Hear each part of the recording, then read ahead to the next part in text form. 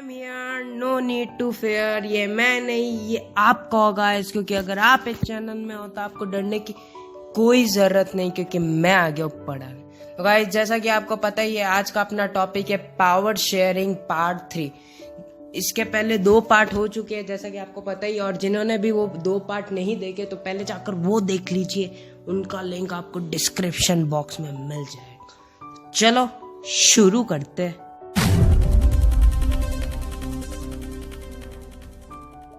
चलो अपन आज का मेन टॉपिक स्टार्ट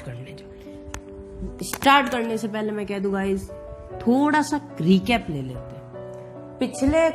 पिछले 2 पार्ट्स में हमने बेल्जियम की स्टोरी पढ़ी कि बेल्जियम में क्या क्या हुआ, क्या क्या कॉन्फ्लिक्ट हुए, ठीक है।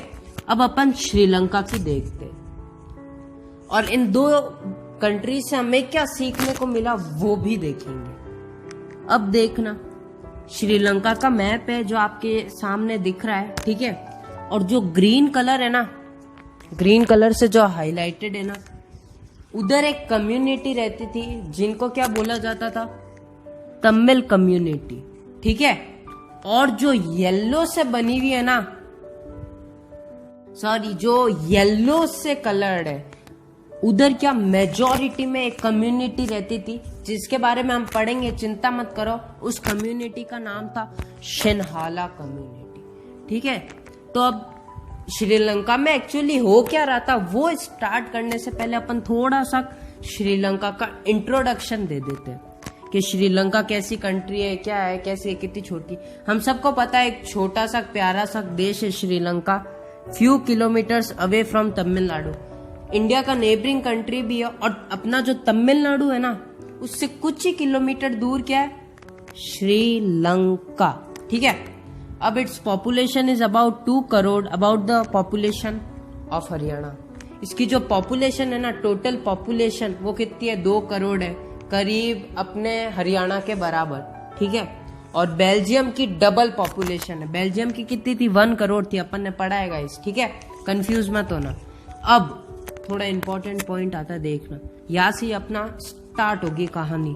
The major social groups are Sinhala and Tamil speakers. Sinhala आप देखो कितने थे, 74% थे, और तमिल 18%, यानी मेजॉरिटी में कौन था, सिन्हाला, और माइनॉरिटी में तमिल। तो इनके बीच में कुछ कॉन्फ्लिक्ट्स आए, ठीक है। अब क्या है वो देखते। अब थोड़ा सा अपन ग्रुप्स के बारे में डिटेल में समझ लेते। तो देखो, Tamils that are sub groups, Tamil natives are called Sri Lankan Tamils, and those who came from India are called Indian Tamils. Most of the, देखो पहला पॉइंट ये कहता है अपना कि तमिल्स जो ग्रुप है ना, वो 2 तरह के हैं। कौन कौन से, श्रीलंकन तमिल्स और इंडियन तमिल्स। इंडियन तमिल्स वो थे जो प्लांटेशन हुआ था ना, उस टाइम आए थे, ठीक है। तो यही कह रहा है कि तमिल्स 2 तरह के, इंपॉर्टेंट पॉइंट है गाइस। अब देखो second point, most of the Sinhala were Buddhist while most of the Tamils were Hindus और मुस्लिम। अब सिन्हाला जो मेजॉरिटी में थी, हमने पढ़ा था, उसमें ज्यादातर कौन से लोग थे, बुद्धिस्ट थे। पर तमिल में ज्यादातर कौन से लोग थे, या तो हिंदूज थे या मुस्लिम्स थे, ठीक है। इतना समझ आ गया, बहुत सिंपल है, कुछ है ही नहीं। Third point, 7% Christians were both Tamil and Sinhala.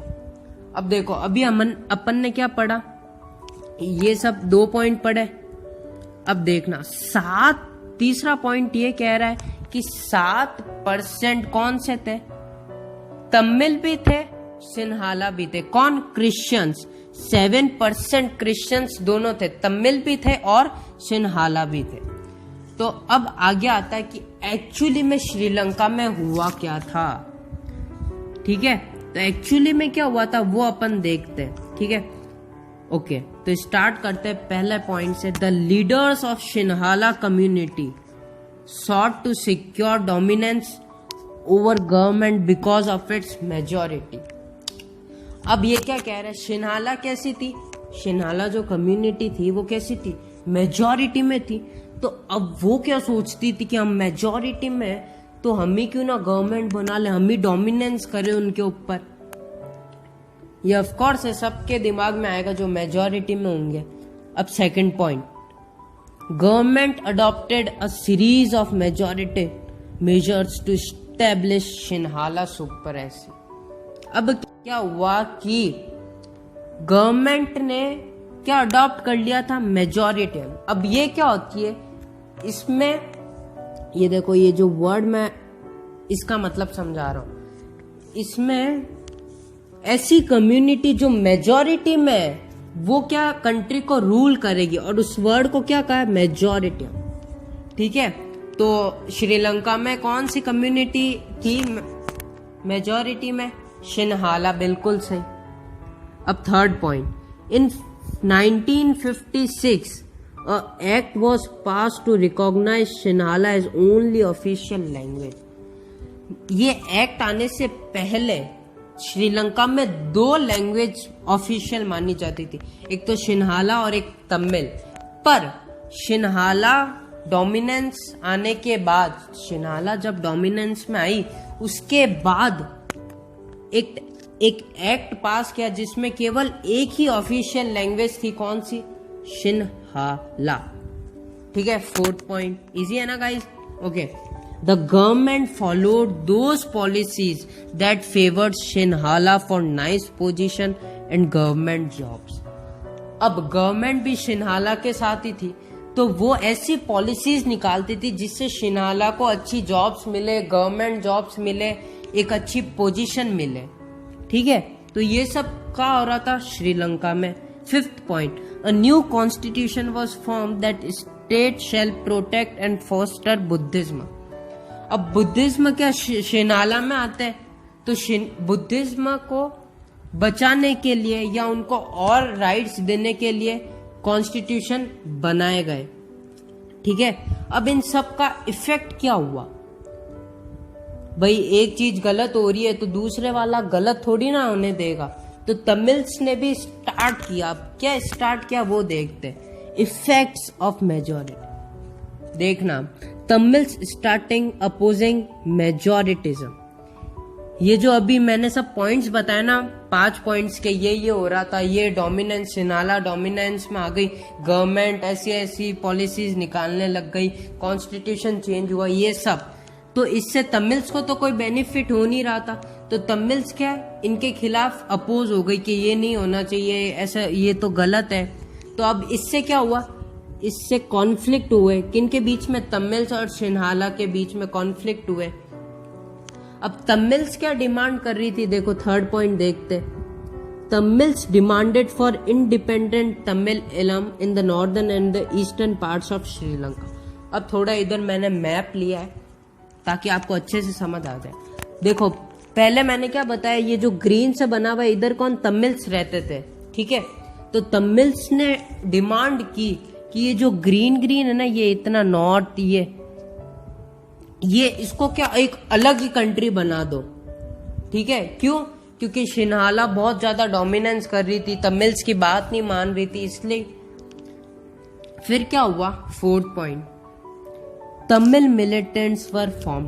तो तमिल ने अपनी खुद की एक मिलिट्री बना ली ताकि वो गवर्नमेंट के सामने अपना आप को अपोज कर सके।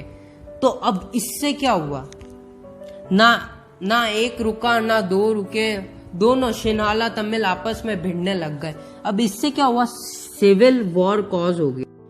अब सिविल वॉर क्या होता है ये आप सोच रहे होंगे, तो सिविल वॉर एक ऐसा वॉर, कंट्रीज, 2-3 कंट्रीज के बीच में वॉर नहीं होता, कंट्री के अंदर वॉर होते हैं ना आपस में, जैसे ये कम्युनिटी फाइट कर रही है, उन्हें क्या कहते हैं हम, सिविल वॉर।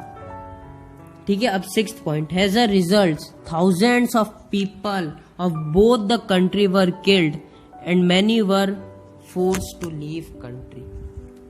अब सिविल वॉर हुआ, ठीक है, सिविल वॉर में लड़ाई झगड़े हुए, तो इससे क्या हुआ, हजारों लोगों की मौत हो गई, दोनों कम्युनिटी से, शिन्हाला कम्युनिटी से भी और तमिल कम्युनिटी से भी। और कुछ लोगों को तो इतना फोर्स किया कि वो उन्होंने कंट्री छोड़ दी, मतलब उनको फोर्स किया गया कि कंट्री छोड़ो। अब फाइनली ये कब एंड हुआ, 2009, करीब 11 साल पहले ही ये एंड हुआ है। और मैं एक बात बताना भूल गया कि ये जो श्रीलंका है ना, इसको इंडिपेंडेंस कब मिला? 1948 को। ठीक है, तो गाइज इन दोनों कंट्रीज से हमें क्या सीखने को मिला? अपन ने दो कंट्रीज की बात की, बेल्जियम और श्रीलंका। इससे हमें क्या सीखने को मिला? हमें ये सीखने को मिला कि चाहे जो भी मेजॉरिटी में हो, जो भी माइनॉरिटी में हो, उनको इक्वल राइट्स दो, उनके बेनिफिट के लिए काम करो। ये दोनों ही चीजें दोनों कंट्री में नहीं हो रही थी। तो आपने देखा कि कैसे श्रीलंका में क्या हुआ, बेल्जियम में क्या हुआ। पर बेल्जियम में तो बहुत सारी अच्छी पॉलिसीज भी लगाई और श्रीलंका में ये 2009 में एंड हो गया। अब अपन देखते हैं कि why power sharing is desirable, यानी पावर शेयरिंग जो है वो जरूरी क्यों है, इम्पोर्टेंट क्यों है? क्योंकि अपन ने दो केसेस पढ़े इतने भारी भारी, भाई क्या बताए। ठीक है, तो अब देखो, इसमें अपन पहले पढ़ते हैं प्रीडेंशियल और फिर पढ़ेंगे मॉरल। अब प्रीडेंशियल क्या होता है? It reduces the conflict and fight between social groups. Prudential में, अब प्रीडेंशियल होता क्या है? इससे क्या होता है? कॉन्फ्लिक्ट, अगर कंट्री में कॉन्फ्लिक्ट हो रहे हैं या फाइट हो रही है आपस सोशल ग्रुप्स के बीच में, तो वो बहुत कम हो जाती है। और अब मॉरल क्या कहता है? Spirit of democracy. ठीक है, समझ आ गया? प्रीडेंशियल से क्या होता है? कॉन्फ्लिक्ट कम होते हैं या सोशल ग्रुप्स होते हैं उनसे फाइट नहीं होती वगैरह। ठीक है, और मॉरल से स्पिरिट ऑफ डेमोक्रेसी। ये किस में था? Why power sharing is desirable. बहुत जरूरी है पावर शेयरिंग, ताकि कॉन्फ्लिक्ट वगैरह को कम करने के लिए, जो लड़ाई हो रही है सोशल ग्रुप्स के बीच में, उनको कम करने के लिए। अब आता है important topic, forms of power sharing. बहुत इंपॉर्टेंट है गाइस, और आप सबको आता है, मुझे पता है। ठीक है, तो इसमें दो तरह के होते हैं, एक तो हॉरिजॉन्टल और एक वर्टिकल। अब हॉरिजॉन्टल में क्या होता है? हॉरिजॉन्टल में वापस से तीन तरह के आते हैं, एग्जीक्यूटिव, लेजिस्लेचर, जुडिशरी। अरे सर क्या पढ़ा रहे हो? छठी से पढ़ते हुए आ रहे। तो हाँ, यही छठी का तुम्हारे 10वीं में है, और वही central government, state government, local government 5वीं का तुम्हारी 10वीं में भी है। तो फॉर्म्स ऑफ पावर शेयरिंग दो तरह के होते हैं, हॉरिजॉन्टल और वर्टिकल। सबसे पहले अपन हॉरिजॉन्टल पढ़ते हैं। तो हॉरिजॉन्टल में अपन ने पढ़ा तीन चीजें आती है, लेजिस्लेचर, एग्जीक्यूटिव, जुडिशरी। अब इनके काम क्या है वो देखते हैं। लेजिस्लेचर लॉज बनाता है, ठीक है। अब लॉज को क्या इम्प्लीमेंट भी करना होगा, तो अब इम्प्लीमेंट कौन करता है? एक सेकंड का, हाँ, तो इम्प्लीमेंट कौन करता है? इम्प्लीमेंट एग्जीक्यूटिव करते हैं। लेजिस्लेचर हमने क्या बताया? लॉज बनाते हैं, तो लॉज को इम्प्लीमेंट भी करना होगा। अब इम्प्लीमेंट कौन करता है? एग्जीक्यूटिव। अब इम्प्लीमेंट कर लिया, अब कौन से केस में कौन सा लॉ लगेगा ये कौन बताता है? ये बताता है अपना जुडिशरी। तो देखो, लेजिस्लेचर मेक्स द लॉ, हमने पढ़ लिया। एग्जीक्यूटिव इम्प्लीमेंट्स द लॉ, हमने पढ़ लिया। 2 पॉइंट हो गए। तीसरा point, and the judiciary applies them to specific cases. अलग अलग केसेस में अलग अलग लॉ होते हैं। अब ये कौन बताएगा? ये जुडिशरी बताते हैं, कोर्ट्स वगैरह, ठीक है। अब आते हैं अपन वर्टिकल पावर शेयरिंग में। वर्टिकल पावर शेयरिंग में क्या होता है? सेंट्रल गवर्नमेंट, स्टेट गवर्नमेंट और लोकल गवर्नमेंट, है ना। तो अब सेंट्रल गवर्नमेंट, सबको पता है सेंट्रल गवर्नमेंट क्या होती है, स्टेट गवर्नमेंट क्या होती है, लोकल क्या होती है, पर फिर भी बता देता हूं। सेंट्रल गवर्नमेंट वो गवर्नमेंट होती है जो पूरी कंट्री को गवर्न करती है on a central level. For suppose अगर डिफेंस में कोई चेंज लाना है तो वो क्या स्टेट गवर्नमेंट नहीं करेगी।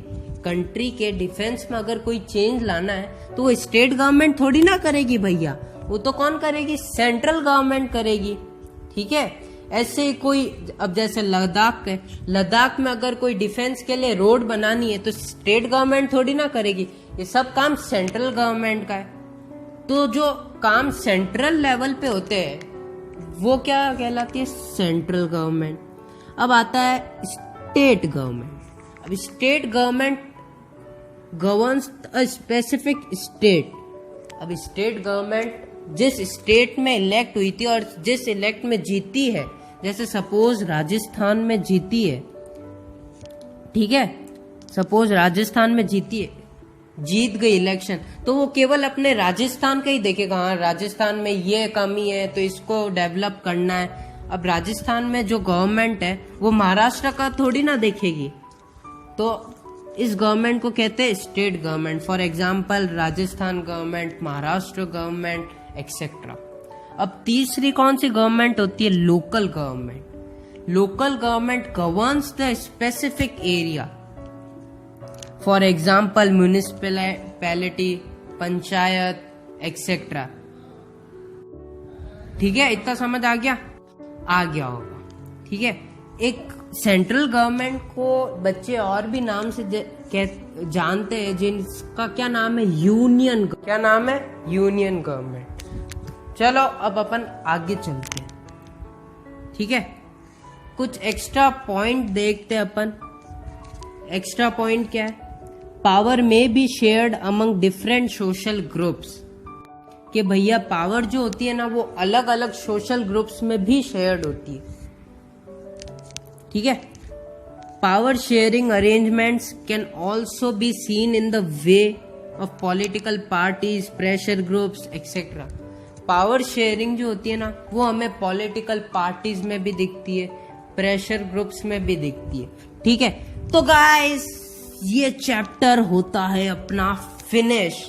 एक इम्पॉर्टेंट अनाउंसमेंट है गाइस आपके लिए, बहुत ज्यादा। आप कह रहे थे कि नोट्स चाहिए, तो मैंने एक टेलीग्राम खोला है अकाउंट, तो उसमें आप ज्वाइन हो जाना, ठीक है। लिंक उसका भी डिस्क्रिप्शन में है, ठीक है। तो गाइस जल्दी से ज्वाइन हो जाओ ना, उधर आपको हर चैप्टर के इजी, अच्छे, बहुत ज्यादा इंपॉर्टेंट नोट्स मिलने वाले। तो गाइस इस वीडियो में आप इतना ही करेंगे। Love you all guys, bye guys, subscribe कर देना गाइस, बाय गाइस।